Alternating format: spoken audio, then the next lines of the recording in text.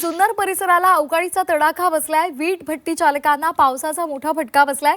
अवकाळीच्या मारामुळे सध्या विटांचा चिखल झालाय। जुन्नर तालुक्यातील ही दृश्य आपण पाहतोय। धामणखेल या परिसराला गारपीट आणि अवकाळीचा जोरदार तडाखा बसला आणि या पावसामध्ये वीट भट्टी व्यावसायिकांचं मोठं नुकसान झालंय। बनवून ठेवलेल्या विटांचा अक्षरशः चिखल झालाय। वीट भट्टी व्यावसायिक त्यामुळे संकटात सापडलेले आहेत। तर या संदर्भात वीटभट्टी व्यावसायिकांची चर्चा केली। आमचे प्रतिनिधी हेमंत चापुडे यांनी पाहुयात।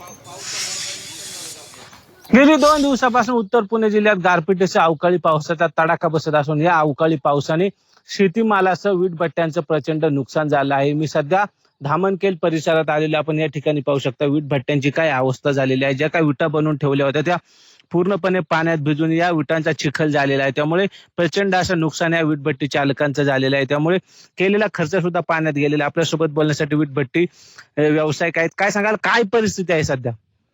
नमस्कार साहेब। गेले 2 दिवस झालं तुम्ही सांगितल्याप्रमाणे अवकाळी पावसाचा तडाखा शेतकऱ्यांनाच नव्हे तर व्यावसायिकांना देखील, म्हणजे त्यामध्ये वीटभट्टी मालकांना देखील होतोय। आज तुम्ही सगळी परिस्थिती फिरून पाहिली। जवळजवळ 2 लाख विटांचं, ठोकळा विटांचं माझं नुकसान झालेलं आहे।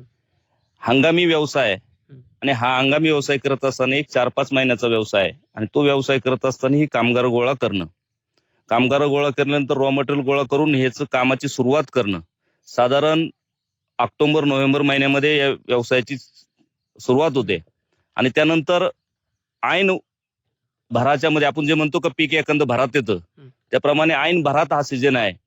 मार्च, एप्रिल, मे मध्ये आणि ह्या मार्च मध्येच अखेरीस हा पाऊस पडलेला आहे। हा अवकाळी पावसाने जवळजवळ 2 लाख विटाचं माझं नुकसान झालेलं आहे। हेमंत चापुडे, झी मीडिया, जुन्नर, पुणे।